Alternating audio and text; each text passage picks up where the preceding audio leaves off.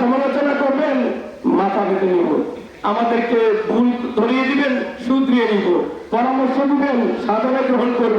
কিন্তু আমাদের উপর খবরদারি করবেন, আঙ্গুল সোজা হবে না, আঙ্গুল বেঁকে যাবে। সেই দিন আর নাই। আজকে আলমবাড়িবাসী জেগে উঠেছে, তরুণ সমাজ জেগে উঠেছে, ছাত্র সমাজ জেগে উঠেছে, মুরব্বীরা জেগে উঠেছে। আর কোন চাঁদাবাজ, আর কোন মস্তান, আর কোন মাদক ব্যবসায়ীর কাছে এই আলমবাড়ি চিহ্ন হতে পারে না।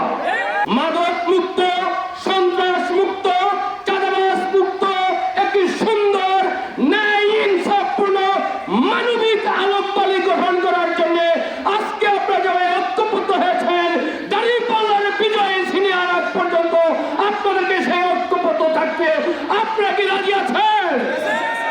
আপনারা আমার পাশে থাকে, যে কোনো অধিকার আদায় করে নেওয়ার জন্য সংঘবদ্ধ প্রচেষ্টা জরুরি।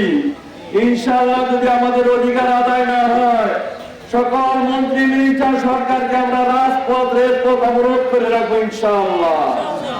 আলমবাড়ি রুগী ঢাকায় যাইতে যাইতে কিছু বেড়ানাঘর, কিছু পাঁচজনা বুলতাতি শেষ হয়ে যায়।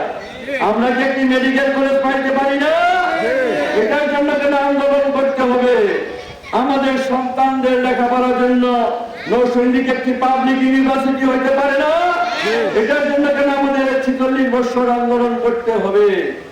যে হেভিওয়েট নেতারা আমাদের ছিল, একটি আদেশিতদের জন্য যথেষ্ট ছিল একটি ইউনিভার্সিটি হওয়ার জন্য, কিন্তু ওনারা ওনাদের নিজেদের দলকে নিয়ে ওনারা বিপুল স্বপ্নে লুটপাট নিয়ে ব্যস্ত ছিল।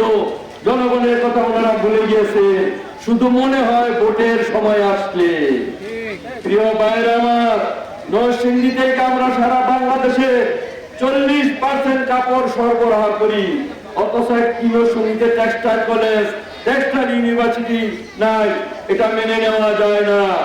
আমি আপনাকে আশ্বস্ত করতে চাই, আগামী দিন যদি আমরা জামাত ইসলামীর পক্ষে দাঁড়ান, ইসলামীর পক্ষে দাঁড়ান, একটি আদর্শ নৈতিক উন্নত মডেল নরসিংদী আপনাদেরকে আমি উপহার দিতে চাই।